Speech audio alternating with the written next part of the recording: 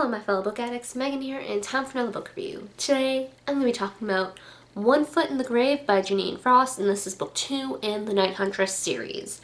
So, before I get any further, I'm sorry if I sound sick. I have this really annoying cold, and yeah, enough said. Oh my god, this series. So, I will admit, when I started reading this book, I was confused for a minute, because we had like a 4-year time jump since the last book.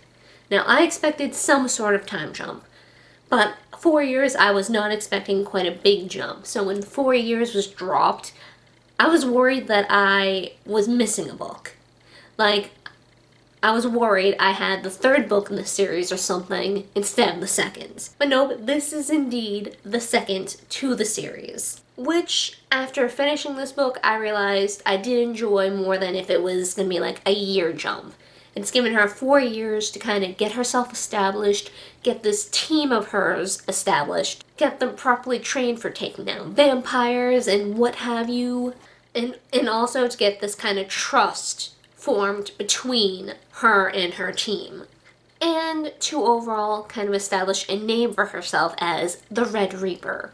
And other than mentioning that 4-year time jump, I don't feel there's too much I could say without going into spoilers, so I'm sorry. This is going to be really quick, going into spoilers really quick. So if you have not read this book yet, I highly suggest you click away now and come back after you catch up, cause there be spoilers ahead. Since I'm just, coming off of what I said about the 4-year time jump, I will say I also liked it because I felt it made this choice that Kat's team had to make, with them shifting their views and acceptance of vampires and ghouls, all the more powerful, because they're stuck with all these negative stigmas about vampires and ghouls. That, they're bad, they need to be killed. They have 4+ years of this prejudice that they have to overcome. And the fact that each and every one of them managed to overcome it was awesome and really heartwarming, and shows their dedication towards not only what they do, but to Kat.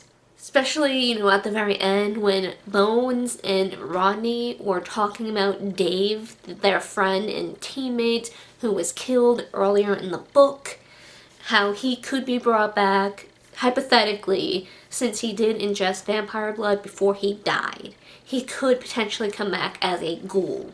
And how while this would mean he'd be technically one of the undead, and he would have to eat, I believe it was raw flesh, but he would overall be the same dude. The fact that every one of them was like, let's bring him back and give him this choice, whether to return to being dead or to continue on in life, especially given his last words were along the lines of, "Don't let me die." So the fact that they all agreed, you know what, let's do this, let's try to bring him back, and if he wants us to finish him off, he doesn't want to live like this, we'll respect that, but if he wants to keep going, we will be there for him. He is our buddy. We want to stick by him.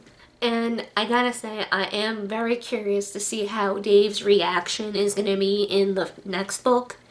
I mean, he seemed pretty cool with it so far, but then again, he's had a lot thrown at him. In his mind, no time has passed. He just kind of woke up and they're like, hey, here's the situation. You're still you. We still care about you. What do you want to do? For all we know, this could be kind of a spur of the moment. I don't want to die. I will accept this. And later on, maybe once he starts to have to eat raw meat and human flesh or whatever. I believe it's human flesh they have to eat. I don't know. Memory is bad. I'm unfamiliar with ghouls and the mythology surrounding ghouls in general. But I believe that's how it goes. But yeah, maybe once it comes to him having to eat in his new dietary restrictions, maybe he'll start to waver and wish that he stayed dead. Maybe as things start to hit home a bit more, because I'm assuming he's in some form of shock after being woken up and realizing I was killed and I'm not human anymore. What? Maybe once that shock wears off, his feelings will change. Who knows? I'm curious to find out. I don't feel I need to go on too much about how I am happy that Bones and Cat are back together. They're one ship that I ship really hard at this point, and I'm glad that we haven't had to like deal with several books of them being separated, cause that would probably kill me a bit inside. But so happy they're together, and that they're technically like husband and wife in the vampire world. Interested to see what kind of role that plays later on, and holy crap, Kat's mom's reaction to that news. I can only imagine she will be far from happy. Also super happy that Kat is finally kind of standing up to her mom and how she's just not taking this bigotry of hers anymore. So big round of applause for Kat for just saying enough is enough. And also was really shocked to have Kat's dad brought in so soon. I was honestly expecting that mystery to be held over our head a bit longer than it was, though I am glad that we found out who he is and we actually got to see him in person. And holy crap, he is a piece of work. And I will be thrilled when Kat eventually manages to kill him off. And also, I just gotta say, I find it entertaining the fact that Kat's dad was also turned by the same guy who turned Bones. Just, what are the odds? What are the chances? Just, it's a small world. And I do like how it adds that extra, like, layer of, okay, if she kills her dad, that will start a war between Ian's, like, family tree of vampires and Bones's. So, curious how that's gonna play out. And also find the fact that Don is Kat's uncle even funnier. Just all this, like, weaving of family, and I don't know. I feel like there's a less wordy way for me to say this, but just, I like how everything is woven together. And I remember in my last review, I was mentioning I am worried about what the government will do with, like, vampire properties, since vampire blood heals and can enhance strength and your senses, and that kind of power in the wrong hands is bad news.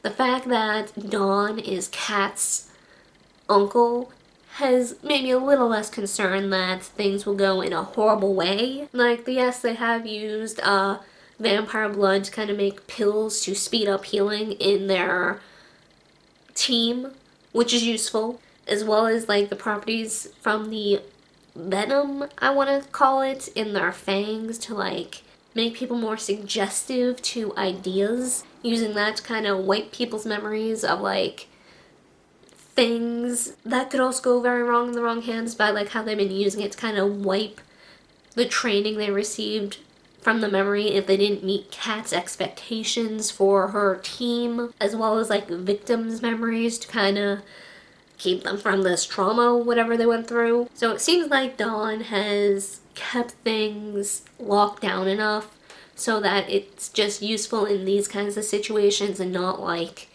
the entire government has their hands on it, if that makes sense. Hopefully it stays that way, but who knows?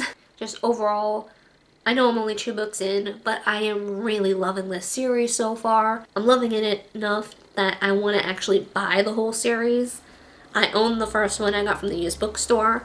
Didn't get a chance to get the second one because I didn't have it, but I know I am going to be buying the second one because the copy I have is a library copy. But I have a feeling this is a series that I am going to continuously return to down the line. And I honestly don't feel there's too much more I can say. So, for anyone still watching, what do you think? Do you like this series so far? Do you plan to continue on with it? What do you like about this so far? Is there anything that I didn't talk about that you want to discuss? Let me know. Let's get a discussion going. So yeah, that is it for this book review, and I hope to see you guys next time.